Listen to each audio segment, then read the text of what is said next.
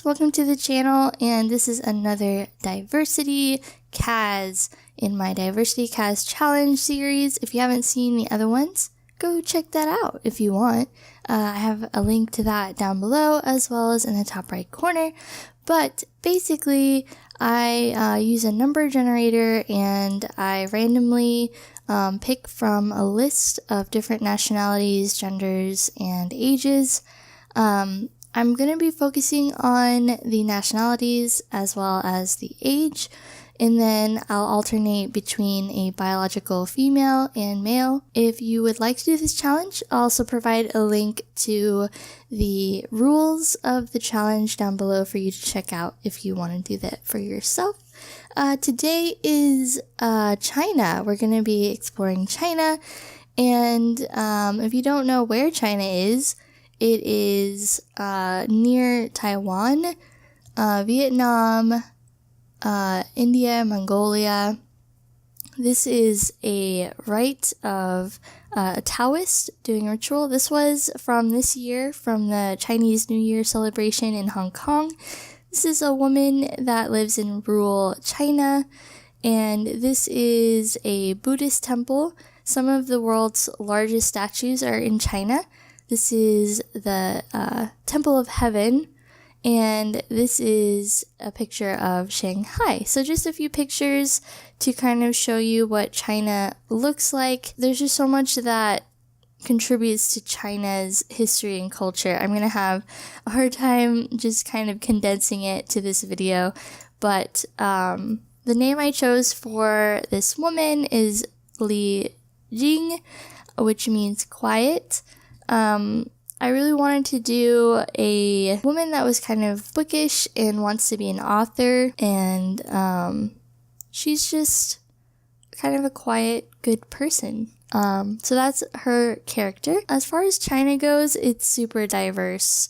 There are 56 distinct ethnic groups that live in China, the largest of which are the Han Chinese.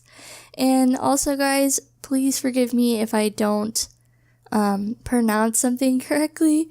I'm not at all familiar with how to speak Chinese, so I'm going to try my best and we'll go from there.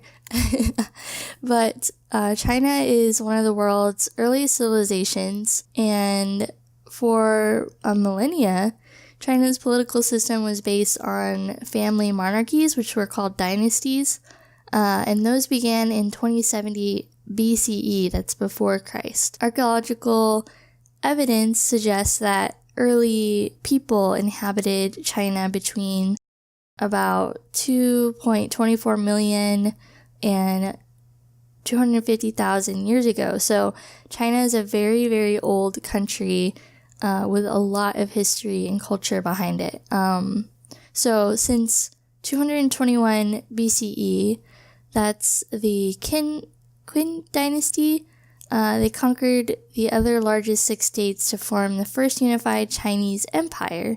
And China has since then expanded, broken apart, and reformed quite a few times in the past millennia. So what does China look like? It's super big. It's one of the largest countries in the world. It is the second largest state by land area and about third or fourth largest by total area. So it's super big. In the east, along the shores of the Yellow Sea and East China Sea, there are extensive and densely populated plains, while on the edges of the inner Mongolian plateau to the north, there are a lot of grasslands. So that kind of dominates northern China. Southern China is dominated by hills and low mountain ranges, while central east China hosts the deltas of China's 2 major rivers. And as I said before, there's 56 distinct ethnic groups that live in China and have lived in China for centuries. China was actually a world leader in science and technology until about the Ming Dynasty.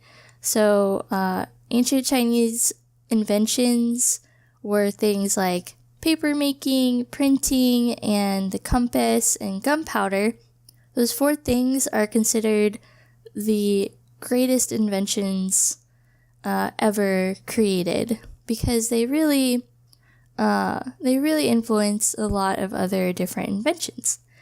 But they basically spread throughout Asia and Europe, and also Chinese mathematicians were the very first to use negative numbers. As far as their religion goes, their civilization is heavily influenced by different religious movements.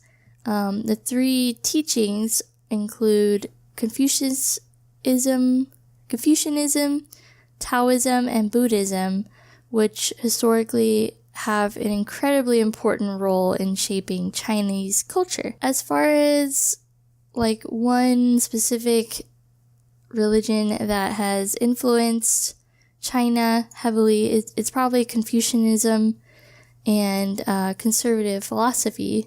So for much of their dynastic era, opportunities for social advancement could be provided by high performance in the prestigious imperial examinations, which have their origins in the Han Dynasty.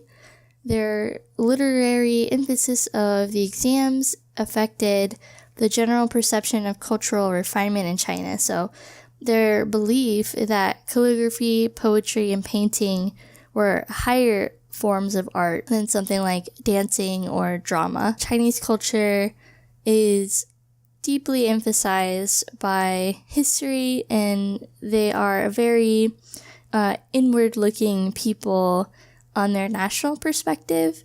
In their examinations and culture of merit remain of great value to them. So let's talk about Chinese food.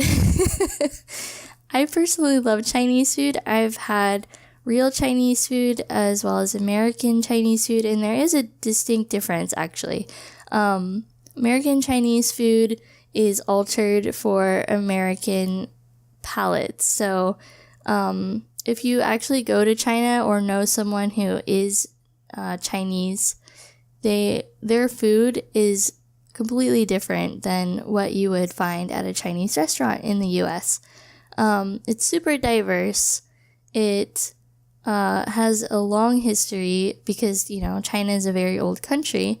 And there's about 8 different major Chinese cuisines, and all of them feature things like shaping, heating, colorway, and flavoring.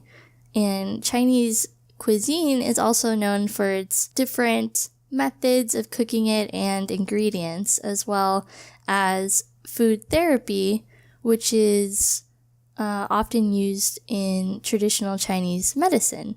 So American Chinese restaurants typically try to have food representing 3 to 5 different regions of China at once, and it tends to be blander, thicker, and sweeter for American palates.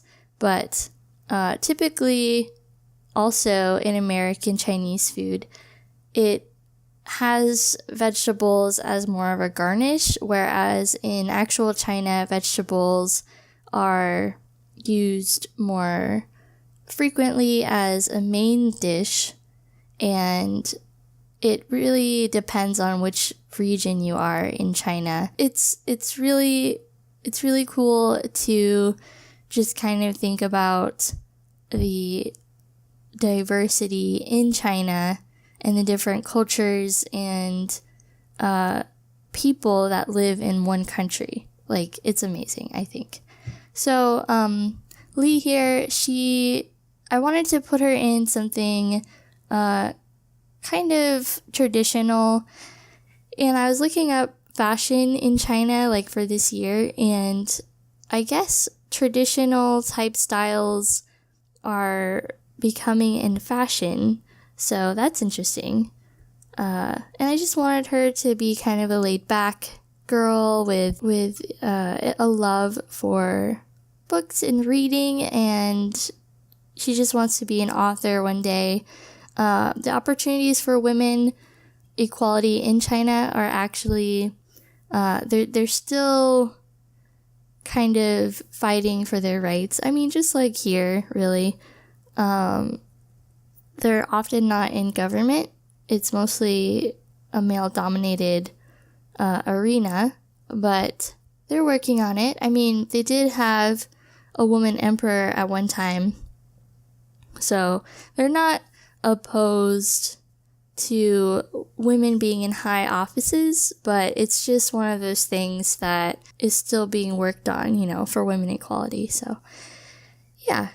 I imagine Lee to be very soft-spoken and just kind of timid, but not because she's Chinese, because obviously people are completely different everywhere you go, but Lee specifically, that's what I was kind of thinking for her personality. But anyways, guys, we're almost done. I hope you enjoyed this diversity CAS, and I hope you learned something new. And I can't wait for next week's. Thank you so much for watching. Bye.